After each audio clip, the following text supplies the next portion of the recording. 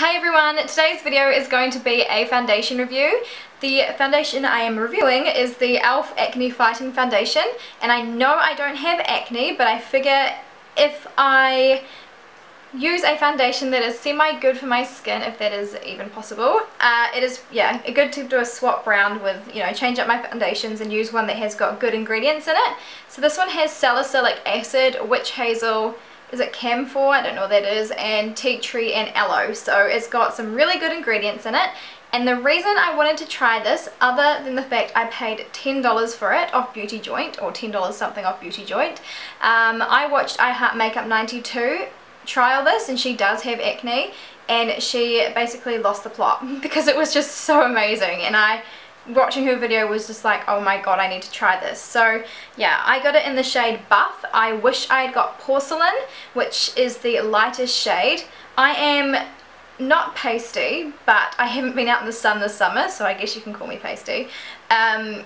I got the Buff one because I do fake tan, but what I found with this one is that it does go darker after you apply it. Like a few hours later I do feel a little bit more tan on my face, so it will be perfect when I fake tan, but I do want the lighter one so that if it goes darker it's not as dark, especially if I'm not fake tanned. So yeah, just something to note. But yeah, I mean, the reason I wanted to video this is because the last couple of days I've tried it, I've noticed that after like 10 or 11 hours it's kind of gone a little bit patchy in some areas, like around here.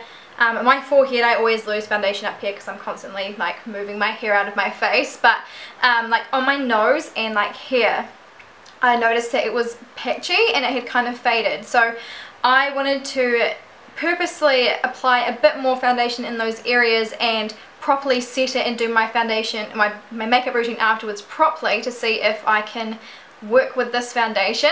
I feel first impression videos are really good, but I think I might stop doing them and do them after a couple of days of trying the foundation so that I am a little bit more pro at doing the foundation and working with it, because all foundations are different. Some don't work with primers, some don't. Some work amazing without them, some are more buildable than others and last longer, etc, etc. So I figure try it for a couple of days, see what the problems are, and then when I actually come onto YouTube to do a video for you guys, I will have a bit more knowledge of what points I struggled with, and then I can try fix them and talk about them, and then we can see later when I come back in 8 hours if the foundation sorted itself out or if I've managed to figure out how to stop it doing it. So yeah, if you're interested in seeing what the foundation looks like when you apply it, like the coverage, how buildable it is, just a bit more information about it, then stay tuned, and I'll be back in 8 hours anyway to give you an update on how long it's lasted and if I've managed to conquer all the problems with it. So yeah, just stay tuned.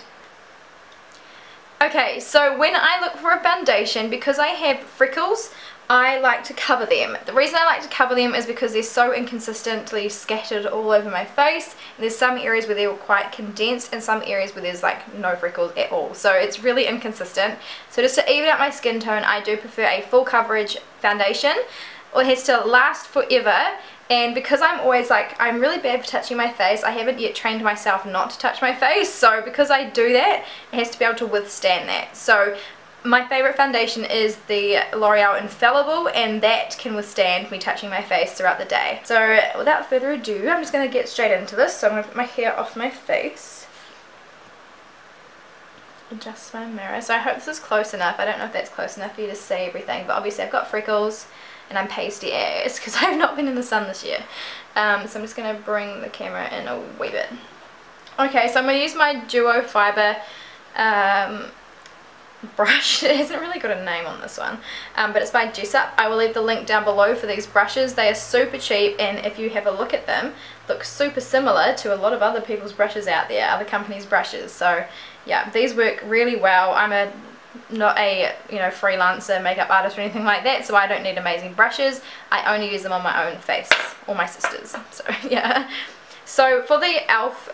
foundation, I'm going to put a little bit on the back of my hand. A downside to this foundation is there's no pump, so you kind of have to just put some on the back of your hand and then work with it and then kind of add more or not afterwards. So yeah, I'm just going to grab a little bit and I'm just going to work this in.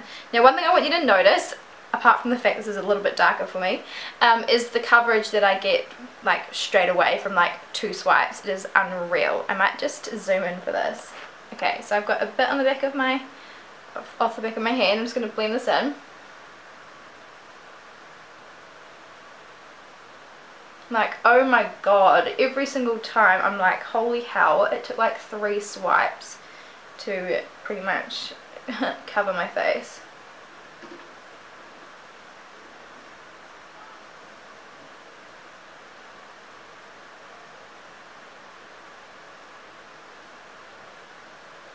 Like, look at that. That is just unbelievable. And it's just such a cheap foundation. Like, I totally don't get how it's so cheap.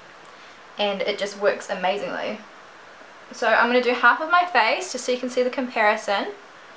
I do understand this is darker for me. I'm going to fake tan tonight and that's when it will be a good match. But I did get buff. The shade lighter was, there's only one shade lighter and it's porcelain.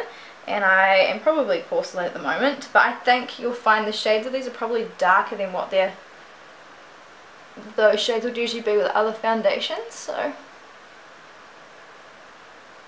okay, so that's one coat,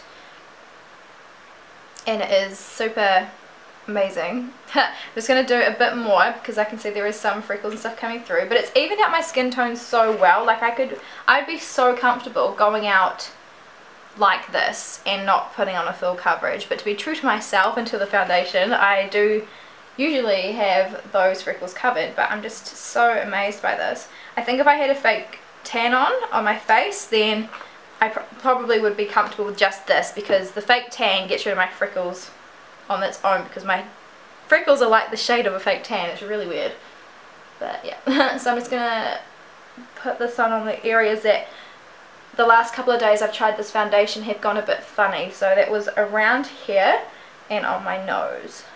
Okay, so I'm just gonna zoom in. Now I've done a whole side of my face, so obviously this is the side that's been done and this is the side that hasn't been done. So the coverage is just unreal. The colour is really nice, but I do need to fake tan so that I can match it up a bit better. But yeah, I mean, I'm just so shocked at it. The feel of it is really light. It doesn't feel like a heavy foundation at all. When I touch it, it's not as tacky as what other foundations are that I put on or that I use. Yeah, it's just the tackiness is just, it's not anywhere near the same. It's kind of like, it would dry like a powder. The finish is really, it's quite matte, and the feeling of it is so nice. I can feel the witch hazel and like the tea tree and stuff in it, and yeah, it feels quite fresh on my face. Another thing is it smells like tea tree and witch hazel, I think, but it's fresh smell. It's not overpowering or anything like that, so I quite like it. Some people don't like that smell though, in which case obviously this probably isn't the best foundation for you, but I'm just like, so I'm just going to go ahead and do the rest of my face. I love this part where I just kind of go in and it just covers everything straight away. It's just amazing.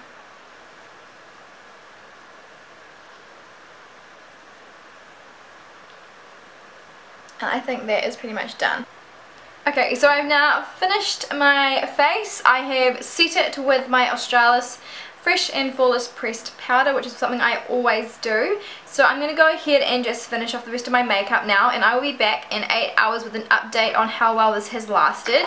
I am super excited to see if I have kind of conquered the foundation and can stop it doing that weird patchy thing, because I just love this foundation and I really, really, really want to go purchase more of it. But if it just simply does not last that long throughout the day, then obviously it's probably not worth it. But it is just so unreal, and yeah, I need it in my life. So I will be back in 8 hours with an update.